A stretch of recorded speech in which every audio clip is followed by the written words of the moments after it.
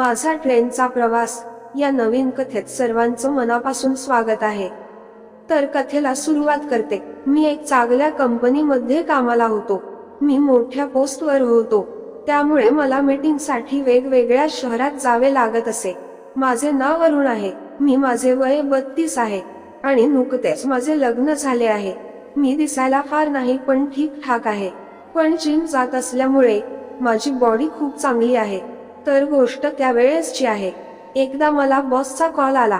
तो म्हणाला, आपल्याला महत्त्वाच्या मीटिंगसाठी जायचे आहे, तर माझे तुझ्या सोबत येणे होणार नाही, कारण मला अजून एक मीटिंग हँडल करायची आहे, त्यामुळे तू एकटा जा, मी नंतर येतो। मग मी त्या दिवशी घरी गेलो। बायकोला सांगितले, मला मीटिंगसाठी बाहेर जायचे आहे, तर माझी बॅग पॅकिंग करून दे आणि जाताना डब्बा पण दे। दुसऱ्या दिवशी मी सर्व सामान घेऊन रेल्वे स्टेशनवर पोहोचलो।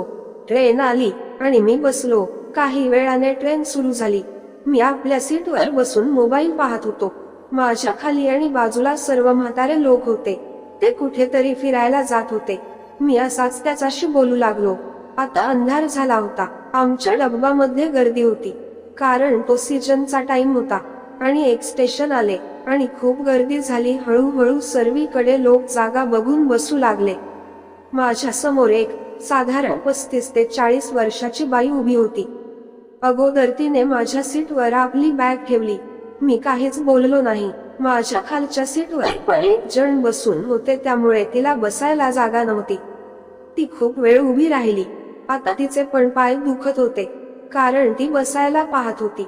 मला बरं नाही वाटले आणि तिला म्हणालो, बसायचं असेल तर या, काही हरकत नसेल तर तुम्ही माझ्या सीटवर बसू शकता। तीर्थरू माझ्या सीटवर बसली। अगोदर ती चुपचाप बसून होती, पण नंतर मीच तिला म्हणाले, आज गर्दी फारच आहे। तर यावर ती म्हणाली, हो ना, बघा पाय ठेवायला सुद्धा जागा नाही आहे। आणि ती म्हणाली, मला कन्फर्म तिकीट मिळाली नाही, त्यामुळे वेटिंग तिकीट काढावी लागली। मी म्हणालो, कुठे जायचं आहे तुला? तिने मला सांगितले। मला जिथे जायचे होते तिथेच तिला पण जायचं हो। मी म्हणालो, आता तू सावकाश बस, कारण मला पण तिथेच जायचं आहे आणि तुला पण। आता आमचे बोलणे सुरू झाले। मी तिला विचारलं, काही कामाने जात आहे का?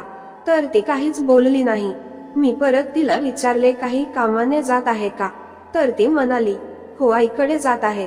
इकडे कुठे गेले होते? तर म्हणाली, लग्नाला गेले होते। मी सहजच विचारलं, का बरे एकटेच? तुमचा नवरा नाही आला सोबत? तरी ती म्हणाली, 2 वर्षांपूर्वीच तो वारला। मला हे ऐकून खूप वाईट वाटले। असेच आमचे बोलणे सुरू होते। तिने आपल्याबद्दल खूप काही सांगितले। मला पण विचारू लागली। मी पण सांगितले, मी मीटिंगसाठी चाललो आहे। मग घरच्यांना बद्दल सुद्धा सांगितले। आता आम्ही कमी वेळात चांगले मित्रासारखे बोलू लागलो। मला बायकोचा कॉल आला, तर मी उचलला नाही। परत तिचा कॉल आला, तर आता मी रिसीव केला आणि बोलू लागलो। फोन ठेवल्यावर तीच म्हणाली, बायकोचं खूप प्रेम आहे वाटते तुमच्यावर।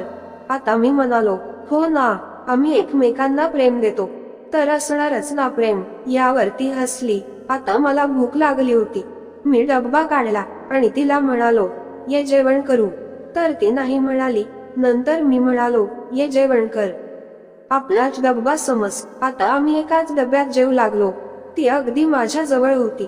मला थोडं वेगळे फील होऊ लागले, कदाचित तिला पण आता आम्ही मित्रासारखे झाल्यामुळे गप्पा मारून जेवू लागलो आणि तिला ठसका लागला, तर मी तिला पाणी दिले आणि तिच्या असाच पाठीवरून हात फिरवला।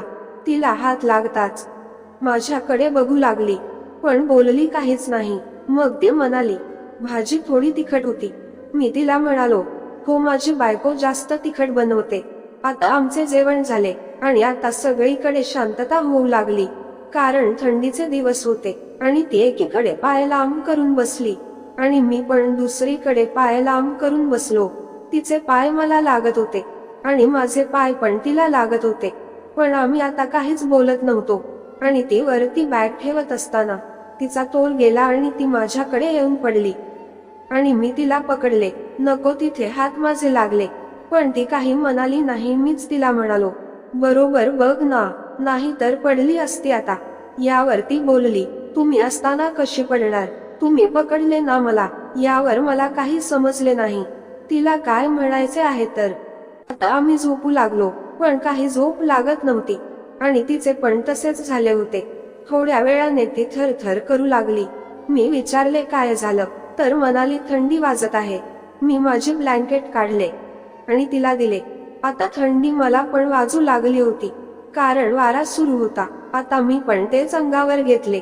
ब्लँकेट एक असल्यामुळे आणि थंडी जास्त असल्यामुळे आम्ही थोड्या जवळ आलो आणि लाईट बंद झाल्यामुळे सर्वत्र अंधार होता. आम्ही जवळ असल्यामुळे आमचा स्पर्श एकमेकाला जाणवत होता, पण तो स्पर्श हवा हवासा वाटत होता. काय करू काय नाही असे झाले होते. ती पण हा चाल करत होती. मी मुद्दाम तिला विचारले, आता थंडी वाजत आहे का? तर ती म्हणाली, नाही, तुम्ही आहे तर थंडी पण वाजत नाही आहे. तिच्या या बोलण्यावरून मी समजलो होतो, तिला काहीतरी हवे आहे, कारण तिची हालचाल पण वाढली होती. मी हिम्मत करून एक पाय. आता ती काहीच बोलली नाही आणि ती पण जवळ. आता आम्हा दोघांना थंडी दूर करायची होती. वातावरण पण थंडी दूर करण्याचे झाले होते. तसेच आम्हाला रोखणार कोणी नव्हते. माझी हिंमत आता वाढली होती. मी पुन्हा जवळ. आता तिला पण चांगले वाटू लागले होते. ती आता प्रतिसाद देऊ लागली होती. आता आम्ही आमची थंडी दूर करू लागलो. काही वेळानंतर असेच सुरू राहिले आणि नंतर एक स्टेशन आले आणि लोक उतरू लागले. त्यानंतर आम्ही झोपी गेलो. दुसऱ्या दिवशी आम्ही सोबत उतरलो, नाश्ता वगैरे केला आणि तिला मी काही पैसे दिले. ती पैसे घेत नव्हती, पण मी तिला म्हणालो, हे पैसे तुझ्या कामी येतील. त्यानंतर मी जाताना तिला एकदा भेटलो आणि तेव्हा तिला काही वस्तू घेऊन दिल्या.